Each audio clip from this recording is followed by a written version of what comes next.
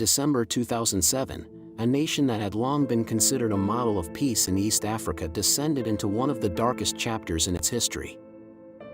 What began as a disputed election rapidly turned into ethnic clashes, killings, and mass displacements. Over 1,100 people lost their lives. Hundreds of thousands were forced from their homes. But what really happened, and why?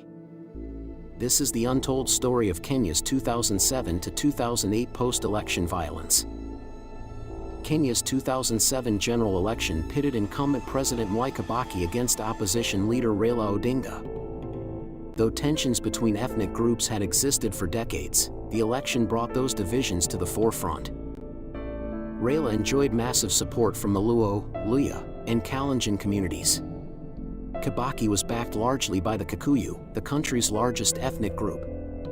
As voting concluded, early results suggested a Raila lead. But delays and inconsistencies soon surfaced. When the Electoral Commission declared Kibaki the winner, many Kenyans and international observers cried foul. The swearing-in happened within hours, in near secrecy. To many, this wasn't just political theft, it was ethnic betrayal. Violence broke out almost immediately in parts of Nairobi, Kisumu, Eldoret, and Rift Valley. Supporters of the opposition took to the streets, protesting what they saw as a rigged election. Police responded with force, sometimes lethal. But the violence quickly morphed from political protest to ethnic targeting. In the Rift Valley, Kikuyus, seen as Kibaki's base, were attacked and driven from their homes. In retaliation, Kikuyu militias launched counterattacks in central Kenya and parts of Nairobi. What started as political unrest turned into ethnic cleansing. By the time the violence subsided, more than 1,100 people were dead. Another 600,000 were displaced. Entire villages were wiped out. Children were orphaned. Families were torn apart. In Eldoret, 30 people were burned alive inside a church where they had sought refuge, one of the darkest moments in the crisis. The economy took a massive hit. Businesses shut down, tourism plummeted, and food prices soared. And trust, in the government, in institutions, in neighbors, was shattered. The international community stepped in. Former UN Secretary General Kofi Annan brokered negotiations between the rival parties.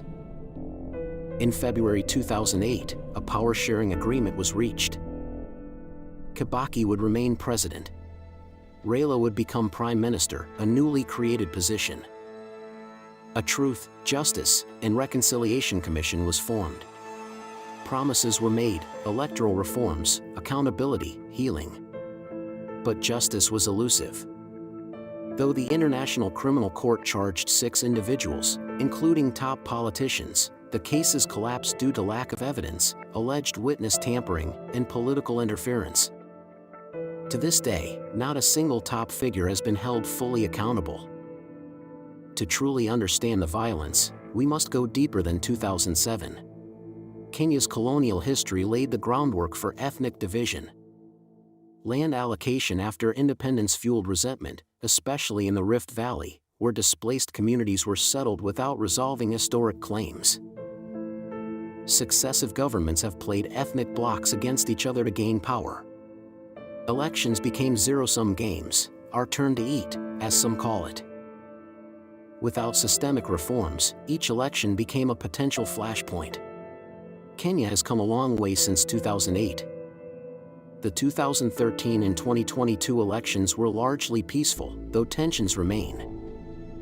Youth movements, media, and civil society are pushing for unity and accountability.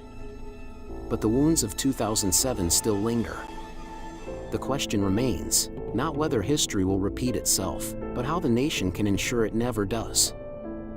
Only time will tell. If this video gave you insight into Kenya's post-election crisis, please like, share, and subscribe for more historical deep dives. Let us know in the comments, what lessons do you think the world should take from Kenya's story?